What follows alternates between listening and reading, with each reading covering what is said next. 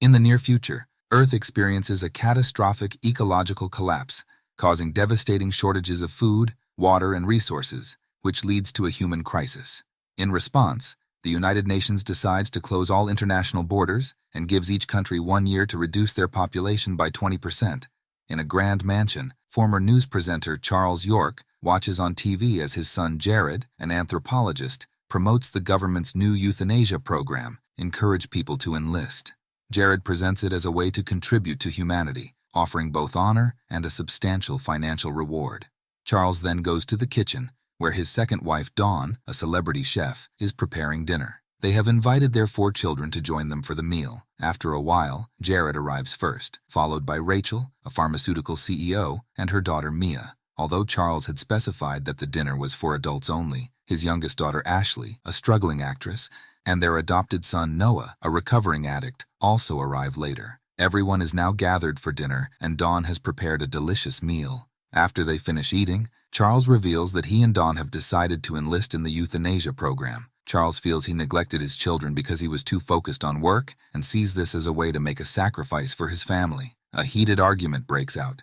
Jared believes the rules aren't meant for wealthy people like them and that this is unfair to those who need the money. Ashley is angry because she thinks her father only cares about ending the family name in a so-called noble way. Noah snaps, and Dawn asks everyone to leave the table, saying she will call them when it's time for dessert. They move to another room, where Noah shares that he is dating Grace, who is also a recovering addict. Charles goes to help Dawn but finds a note she left, saying she can't go through with it and has left. At this point, the children realize that their appointment is already scheduled for tonight. Just then, the doorbell rings. Bob from the Department of Citizen Strategy arrives early for the appointment. Charles explains the situation and asks if he can reschedule. Bob agrees and takes Charles aside to sign the cancellation paperwork. Once Charles reads the documents, he realizes that canceling the procedure would freeze the family's assets and publicly label him as a traitor. He has no choice but to proceed with it. Before he dies, he announces that he has evenly distributed his inheritance among his children. After Charles's death, the family believes the procedure is over. However, Bob informs them that he must collect a second body as originally promised. Mia is exempt from euthanasia because she is a minor. Bob takes her and tells the rest to flash the porch light once they decide who will take Dawn's place. If they can't decide within 2 hours, he will make the choice for them.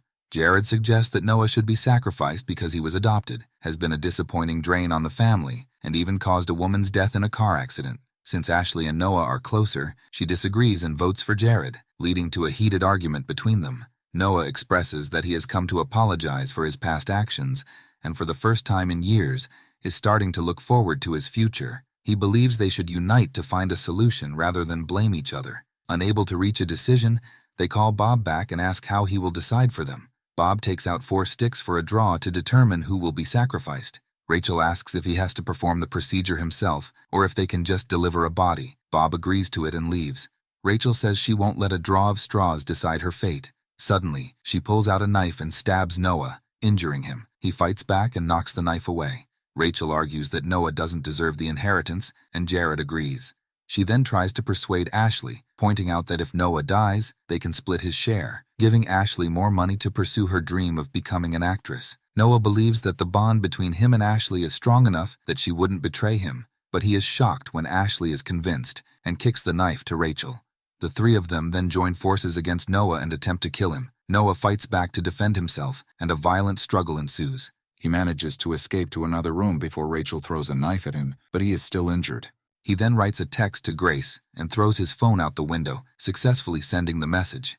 Outside in the van, while Mia is in the restroom, Bob receives a message that Dawn has been captured and that the family can be released. However, Bob instructs them to bring Dawn back to headquarters instead. Back in the house, Noah grabs a stick and searches for the other 3. He finds Ashley in a room, where she apologizes for turning against him and agrees to help him find the others. As they walk out, Noah sees old photos of them and becomes emotional. While he reminisces about their childhood, Rachel and Jared attack him from behind, pinning his hand to the wall. Noah fights back and asks Ashley for help, but she runs away. He manages to free his hand and keeps fighting off Rachel and Jared. However, before he can escape, Ashley knocks him unconscious. They tie him up and are about to kill him when Grace arrives at the house. She asks Noah to come out while recording the interaction with the DOCS officials. The tension escalates as Jared tells Grace to seek help. Grace starts running, but one of the agents shoots her dead. Rachel asks if Grace can be the second body, but Bob explains that he specifically needs a York body. Jared, Rachel, and Ashley return inside only to find that Noah is missing.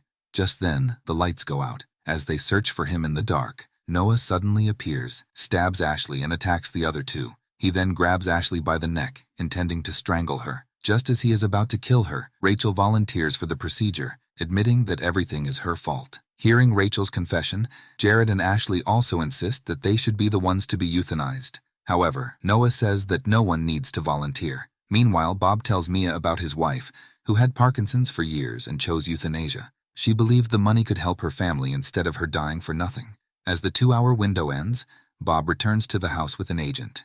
They find Ashley's wounded body on the ground and believe she's dead. Just as they plan to move her, Ashley suddenly gets up and stabs the agent, while the other siblings immediately take Bob and the agent hostage. More agents rush in but are disarmed. However, Ashley succumbs to her injuries and dies. Bob tries to fight back, but Jared knocks him out. When Bob wakes up, he finds himself tied to a bed, and there is a body on the floor. He warns them that they're making a big mistake, explaining that if any docks employee is injured while carrying out their duties, the perpetrator's children will automatically become wards of the state. Rachel reveals that they have already euthanized an agent, but the process didn't go too well. Noah prepares to inject Bob with the euthanasia drug. Bob panics and desperately bargains, offering to cover up everything and revealing that they have Dawn at their headquarters. This only makes Noah angrier, and he is now ready to push the syringe. Sometime later, Rachel, Mia, Jared, his son, and Dawn attend a piano concert performed by Noah. On the news, government propaganda claims that Ashley and Grace were inseparable friends who chose to enlist together to help heal the ailing Earth. Bob also appears on television, describing it as a beautiful procedure. Don't forget to like, share, and subscribe. Thanks for watching. Be sure to check out our channel for more videos.